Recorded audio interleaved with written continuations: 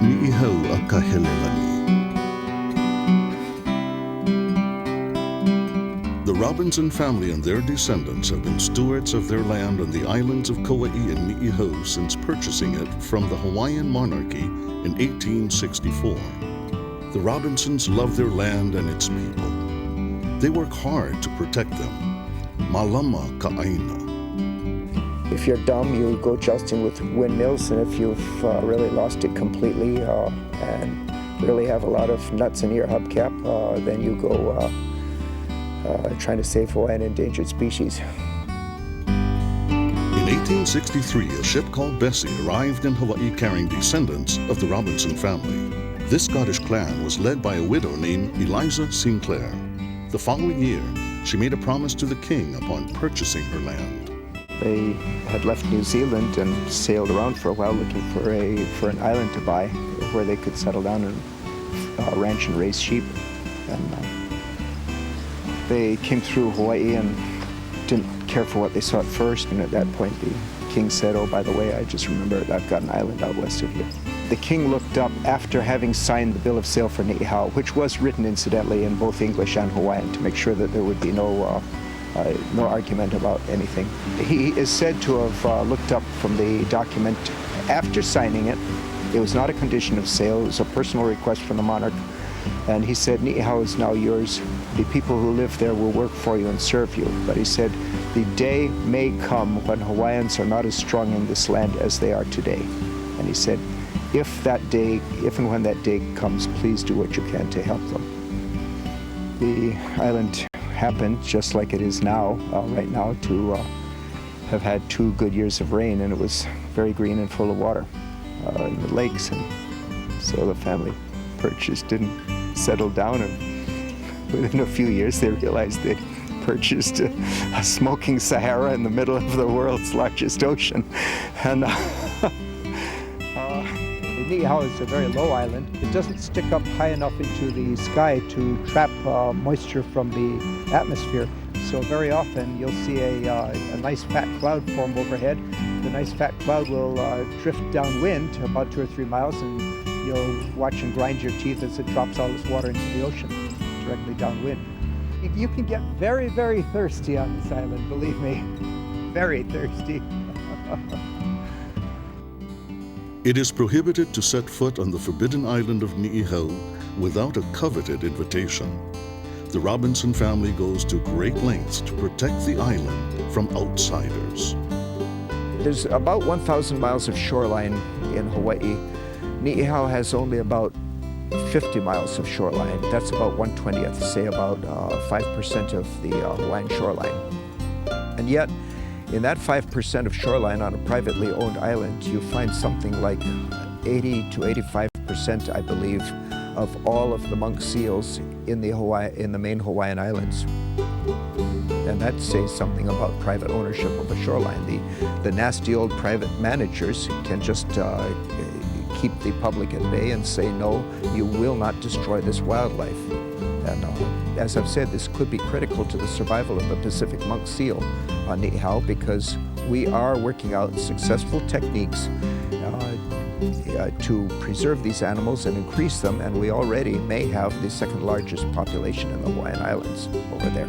At the same time, we've been able to integrate this with military work and with our own work, and just using common sense.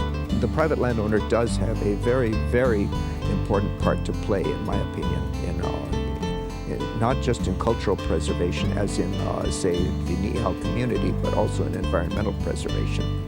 But it is a delicate balance that can easily be upset by meddling outsiders.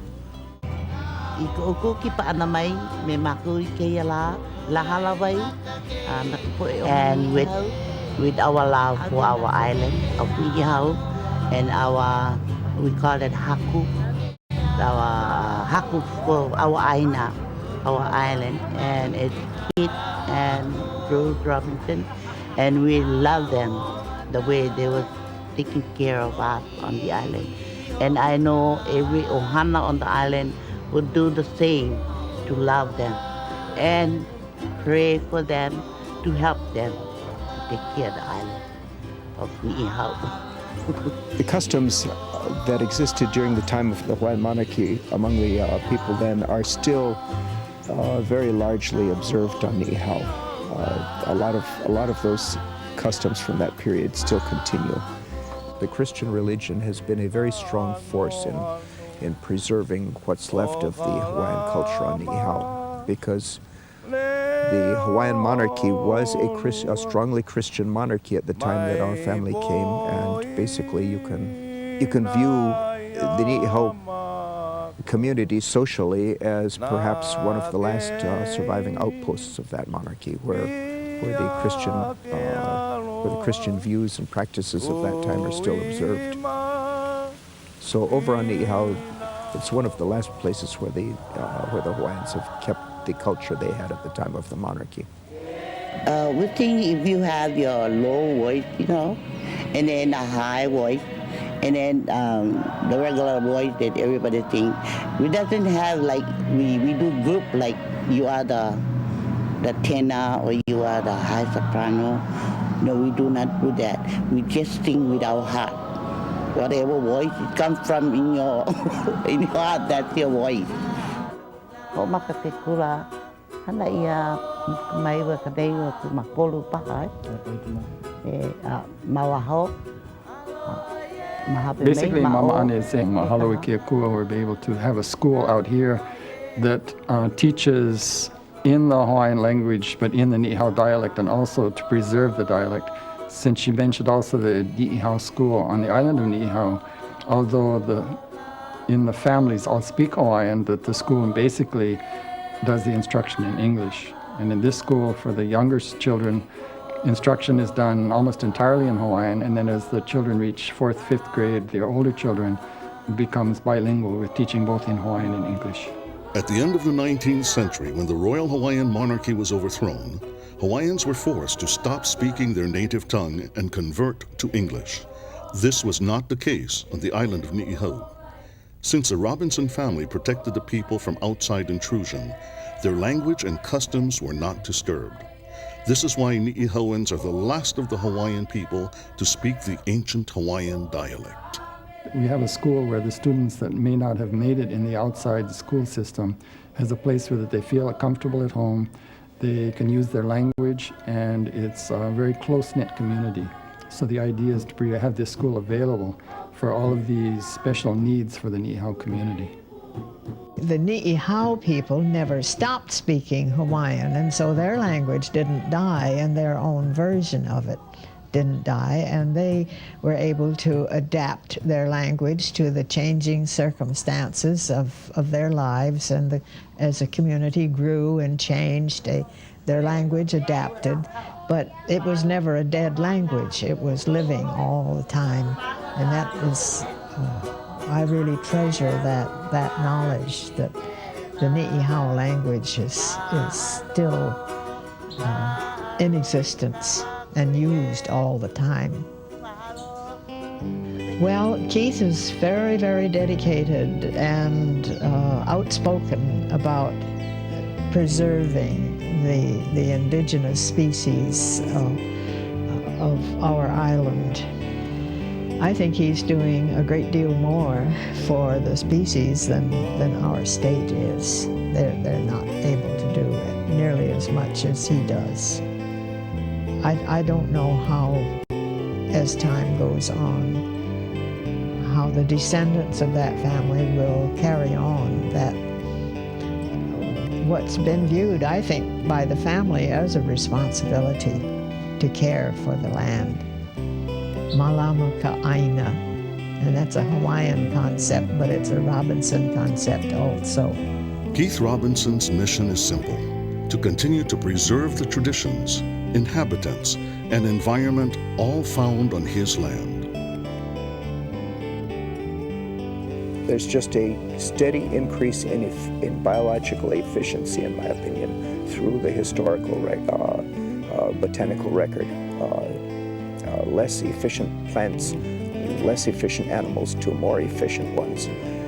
And the more efficient ones just naturally displaced the less efficient ones and supplanted them. And this was a savage process of biological competition Now, out in the islands, especially in the Hawaiian Islands, you didn't have that. You had benign isolation where nothing much happened. Maybe you had every 90,000 or 100,000 years, maybe you had a new species introduced accidentally. Something floated ashore on a log or came in on a raft, or not on a raft, say, of vegetation, but came in on a bird or something, floated in on the breeze. Who knows how it got here, but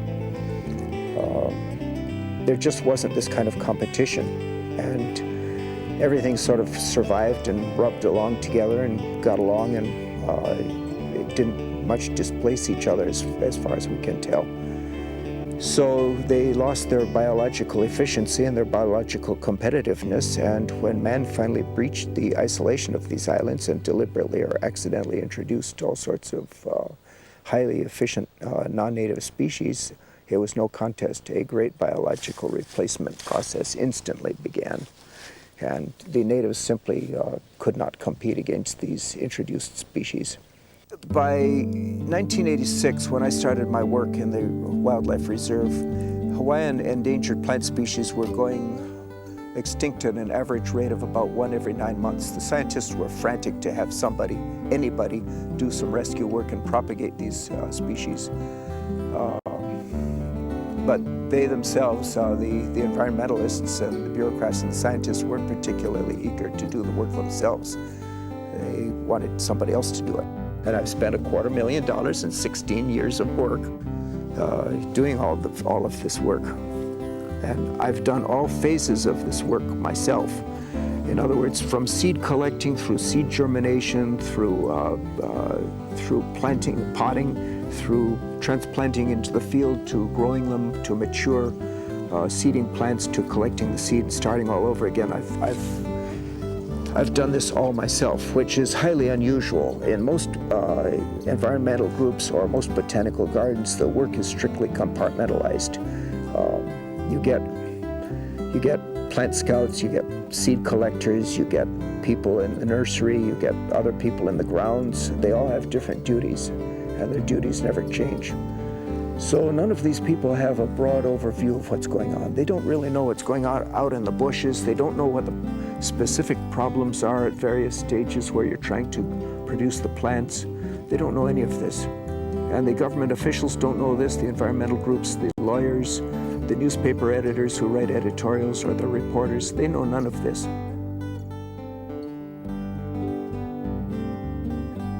For the last 150 years, the Robinson family have protected and shielded this Aina. The federal government mandated that sections of this private land be protected under the Critical Habitat Campaign. This is an insult to a family that has taken great lengths to protect this land, and it threatens an income that has been brought to the island and its people by the United States military. Now, what critical habitat does is often misunderstood.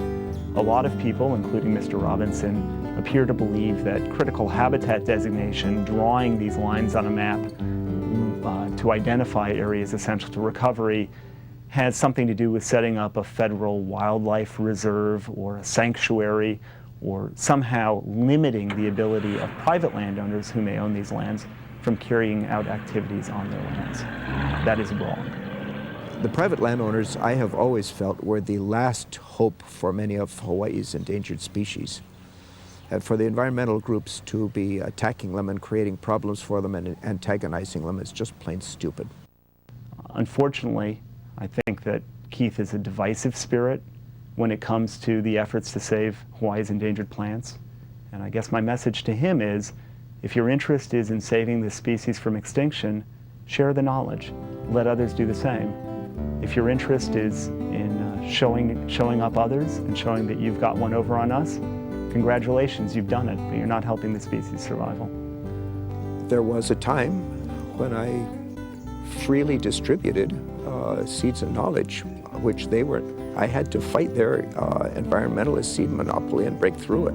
So there was a time before I was attacked when I was giving away enormous amounts of seeds free, and the knowledge too.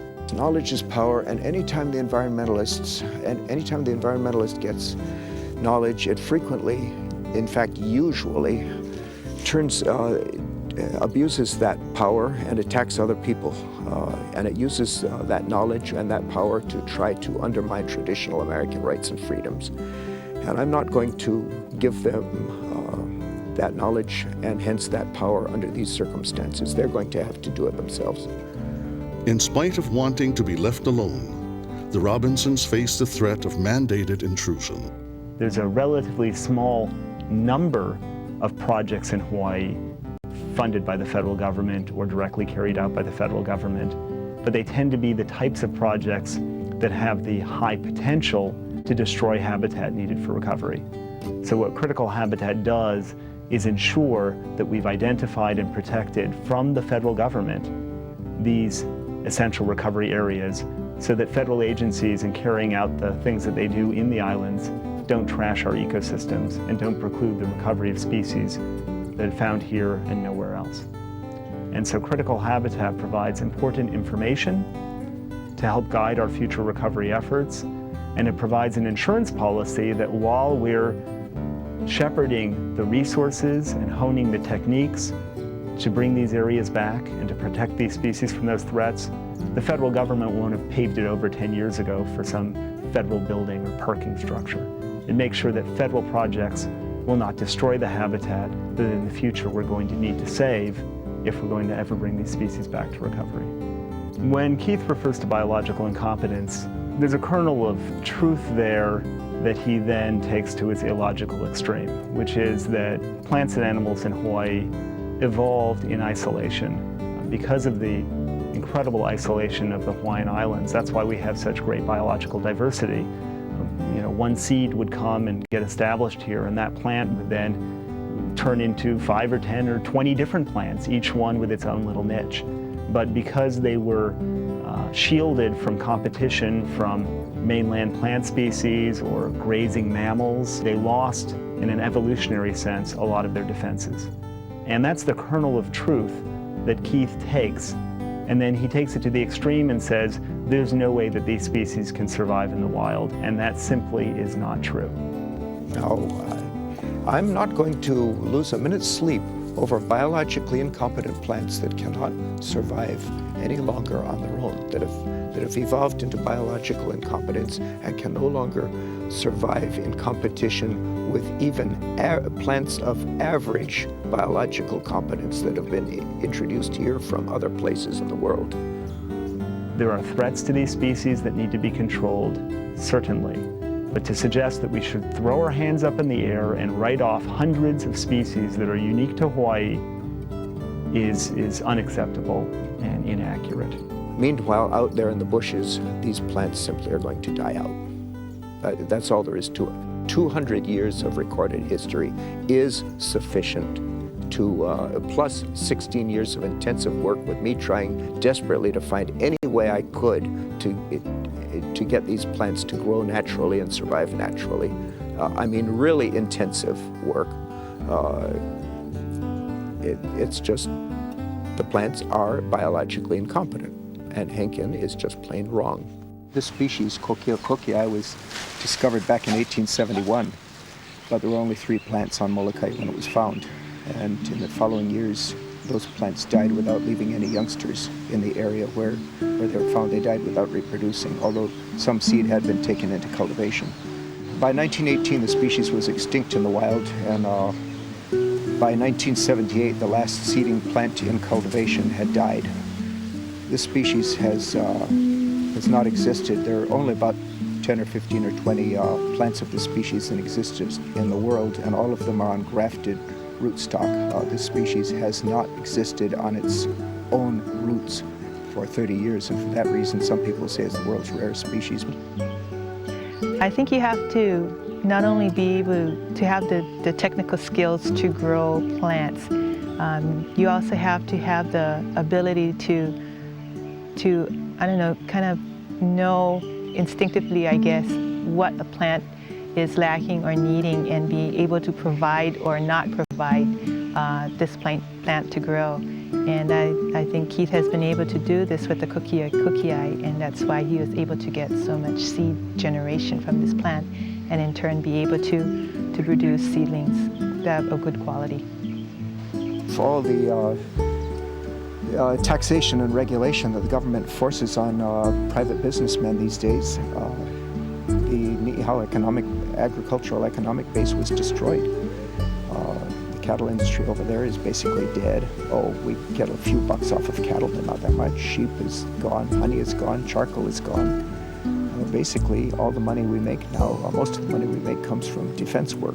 And other than that, the Niihau people are just sitting around on welfare and subsistence living. So, fortunately, they have free housing, they have free meat, they can go out and get free fish in the ocean, so long as nobody rapes and ruins the shoreline over there, so long as no outsiders overfish it. The best fisherman, yeah. Every day you eat fresh fish. Every day fresh. It's good. Yeah. So every man on Niihau is a fisherman. A large population of Niihauans can be found today on the west side of Kauai. They have their own churches, schools, and continue to speak their Niihauan dialect. Because of the diminishing resources in industry, many of the residents have made the difficult decision to leave their beloved island. Due to the lack of rain, flowers are sparse on Niihau. Shells have played an important role as an elegant resource for lei-making. The shells provide one of the only income sources for the Niihauan community. This lei I'm wearing right now is a special lei that my mom made this day. And to me, when I wear Niihau Shell Leis, it's kind of love. Because you have to have love to wear a Niihau Shell Leis. I have this Kanoelani lei, but it's patch. It's like patch colors. It takes about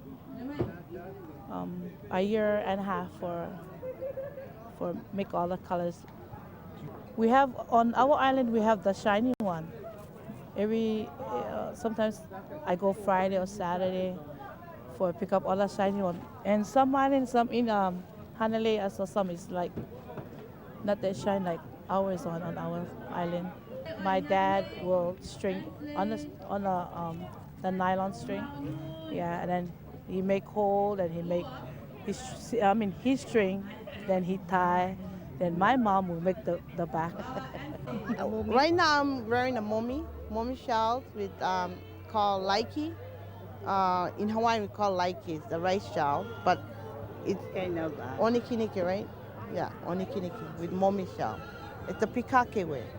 The style. Yeah. I have a big family that does help me and my sister here. And we have Niihau shells that we can depend on. But this couple of months past, we was in Hilo, Maui. We do for the marijuana. We make a Niihau Shell Leis like the one that I'm wearing right now. And it sells. So that's basically what they do. They're just trying to scratch and save and get by on that kind of thing while we try to survive long enough to restore the economy over there. Whether it will be with national defense work or not, I don't know. But I would prefer it at this point to be national defense work because we have found that national defense work is highly compatible with endangered species preservation. A lot of people don't realize that, but that's the way it works out. We love the Robinson family. You know, they mean a lot to us, and they're all we have. You know, everything we ask them, we have it. You know, you just have to ask. You know, you just have to ask to receive it. But they're the best family that kept us on Niihau until now. Keith Robinson puts himself out to the public as someone who is strongly opposed to federal government interference in people's lives. And he's certainly entitled to hold those views. However, there's a real contradiction between his position and his family's position with respect to the military presence on Niihau, in which the family benefits financially from the federal government and benefits financially from the military carrying out projects on his family land, and his opposition to critical habitat. Our first work was very secret work done prior to World War II. We were secretly notified in 1933 by a major in the U.S. Army Air Corps, what was then the U.S. Army Air Corps. We were secretly notified that war with Japan might be brewing, and if war did in fact break out, the Japanese would start it with a sneak attack on a Sunday on U.S. naval interests in Hawaii. And if that attack was successful, at some later date they might try to occupy the Hawaiian Islands. And would we plow up the entire island of Niihau to, in conjunction with that seizure, they would first seize the island of Niihau for use as an advanced air base from which to reduce the rest of the Hawaiian Islands. So would we secretly plow up the island of Niihau to frustrate and hinder that as long as possible so it could not be used by Japanese airplanes. So for the next 8 years, we plowed the island up about 2 feet deep. The initial plowing went rather slowly. From 1933 to 1937, it was done by 3 men and a team of draft mules. Our family realized that relations with Japan were deteriorating rapidly, so they speeded up the plowing. They purchased a small Clee-Track Caterpillar. That's a brand that's no longer made, but the hulk of the machine is still on Niihau. It was only manufactured from about 1920 to 1940 for the Cleveland Tractor Company. It's a small machine, and that machine completed the plowing by the summer of 1941, just about the time I was born. 6 months later, the Japanese struck at Pearl Harbor as predicted, and the rest is history. A Japanese plane did come down on Niihau, but it was frustrated and wrecked because of he couldn't find a place to land because of all those furrows, and finally he landed in a weed patch where he thought there were no furrows. Well, he was correct, there were no furrows, but it hadn't been plowed because there were a lot of big rocks under the weeds. He was eventually killed in a confrontation with some of the Niihau people. Benny Kanahele and Benny's wife. It was a sad thing, unfortunate. It shouldn't have happened, but you know, these, in wartime, desperate people, desperate situations. And so the U.S. government, as a result, acquired a first-line Japanese warplane in condition in which it could be studied on the very first day of the war. I once calculated that in those 8 years, we put in between, my father and Uncle Elmer and the Niihau people put in between 2,500 and 5,000 miles of furrows on that island, secretly. Now that was a big undertaking, and it was done totally at our expense. And there was no word of it at all got out to the outside world. We were secretly preparing for an attack on Hawaii. Now these critical habitat listings that Henkin is trying to enforce on us, such as they've tried to enforce on the military in places like Makua Valley, they're basically trying to drive the military out of these places. And they'll also try to block us from doing work with the military on Niihau any way they can. Over 1,000 acres of Robinson land has been designated critical habitat. What will become of this land? What will become of its people?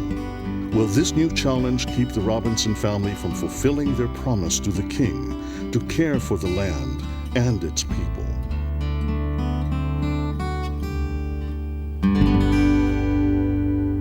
Oh, there will always be people who are curious about other people's affairs and other people's property. Meddling comes naturally to a lot of people, snooping and meddling, but there's no buried pirate treasure there. It's just a dry island where we're trying to make a living, basically. It's not exactly your lush tropical paradise, but we like it.